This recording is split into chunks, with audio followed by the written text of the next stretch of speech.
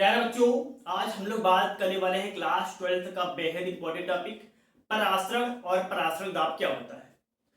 तो बच्चों, पराश्रय दाब जानने से पहले हमें इस बात का पता होना चाहिए कि झिल्ली क्या होती है, झिल्ली कितने प्रकार की होती है। तो बच्चों, हमारे पास कोई ठोस या द्रव की जो सबसे ऊपरी लेयर होती है उसे बोलते हैं झिल्ली। अब झिल्ली मुख्यतः बच्चों तीन प्रकार की होती है। एक पारगम झिल्ली बच्चों, दूसरी अपारगम झिल्ली, जो तीसरी होती है बच्चों अर्धपारगम झिल्ली। तो पारगम झिल्ली क्या होता है?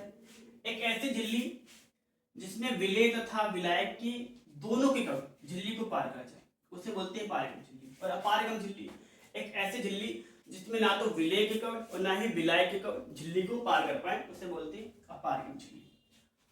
और हमारे पास बच्चों अर्धपारगम झिल्ली, ये झिल्ली बेहद इंपॉर्टेंट है। एक ऐसी झिल्ली जिसमें विलायक के कण झिल्ली के दूसरी ओर चले जाते हैं और विलेय के कण झिल्ली के दूसरी ओर नहीं जा पाते, तो ऐसी झिल्ली को बच्चों हम लोग अर्धपारगम झिल्ली बोलते हैं। तो पराश्रय को समझने के लिए हमें अर्धपारगम झिल्ली का पता होना बेहद इंपॉर्टेंट है। तो बच्चों, बात करते हैं हम लोग कि पराश्रय क्या होता है। तो बच्चों, मान लेते हैं हमारे पास एक पात्र है। बच्चों, हमारे पास एक पात्र है,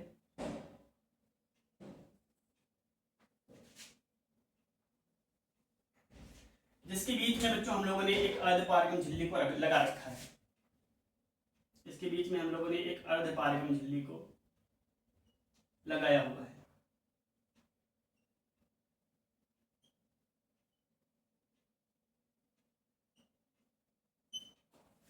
और बच्चों, झिल्ली के दोनों ओर यानी कि इधर और उधर हमारे पास दो विलयन भरे हुए हैं। एक ऐसा विलयन जिसकी सांद्रता कम है बच्चों, और दूसरा विलयन जिसकी सांद्रता इस विलयन की अपेक्षा अधिक है। दो विलयन भरे हुए हैं बच्चों, एक ऐसा विलयन जिसकी सांद्रता कम है और इधर वाला विलयन बच्चों इसकी सांद्रता अधिक है इस वाले विलयन की अपेक्षा।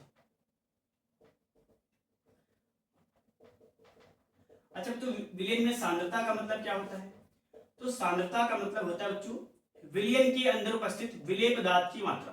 कम सांद्रता का मतलब होगा बच्चों हमारे पास एक ऐसा विलयन जिसमें विलेय पदार्थ की मात्रा कम घुली हो, और अधिक सांद्रता वाला विलयन एक ऐसा विलयन बच्चों जिसमें विलेय पदार्थ की मात्रा बहुत अधिक घुली हो। ठीक है, तो बात करेंगे हम लोग। तो पराश्रय क्या होता है? हमारे पास एक सोल्यूशन ए है और ये वाला बच्चों बी है।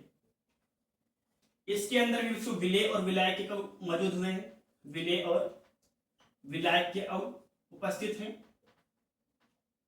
और इसके अंदर बच्चों विलेय और विलायक के कण उपस्थित हैं। तो बच्चों, पराश्रय की क्रिया में क्या होता है? हमारे पास वह विलयन जिसकी सांद्रता कम है, ऐसा विलयन जिसकी सांद्रता कम है, उसके विलायक के कण अधिक सांद्रता वाले विलयन की ओर गति करने लगते हैं। यानी बच्चों, हमारे पास एक कम सांद्रता का विलयन है और एक अधिक सांद्रता का विलयन है, तो बच्चों हमारे पास पराश्रय क्या होता है? कम सांद्रता वाले विलयन का जो विलायक का अणु है, यानी कम सांद्रता वाले विलयन का जो विलायक का अणु है अधिक सांद्रता वाले विलयन की ओर गति करने लगता है। बस बच्चों, इसी क्रिया को पराश्रय बोलते हैं। हाँ, विलेय का अणु गति नहीं कर सकता क्योंकि हमारे इसमें अर्धपारगम झिल्ली लगी हुई है। अर्धपारगम झिल्ली केवल और केवल विलायक के कण को ही पार जाने दे सकता है। तो बच्चों, हमारे पास क्या हो जाएगा? कम सांद्रता वाले विलयन का जो विलायक का कण है अधिक सांद्रता वाले विलयन की ओर गति करने लगता है। तो बच्चों, इससे पराश्रय कहते हैं। और बच्चों, यह क्रिया तब तक होती है जब तक दोनों विलयन की सांद्रताएं बराबर नहीं हो जाएगी। जब बच्चों हमारे पास इधर वाले विलयन की सांद्रता और इधर वाले विलयन की सांद्रता दोनों सेम हो जाएंगी, तो हमारे पास यह क्रिया बंद हो जाएगी। तो बच्चों, हमारे पास इसे ही पराश्रय बोलते हैं। यानी कम सांद्रता वाले विलयन का विलायक कण है अधिक सांद्रता वाले विलयन की ओर गति करने लगता है, और यह क्रिया तब तक होती है बच्चों जब तक हमारे तक दोनों विलयनों की सांद्रता समान ना हो जाए। जो बच्चों अगला टॉपिक आता है पराश्रय दाब। पराश्रय दाब, ये पराश्रय दाब क्या होता है? तो बच्चों जानिए पराश्रय दाब के बारे में।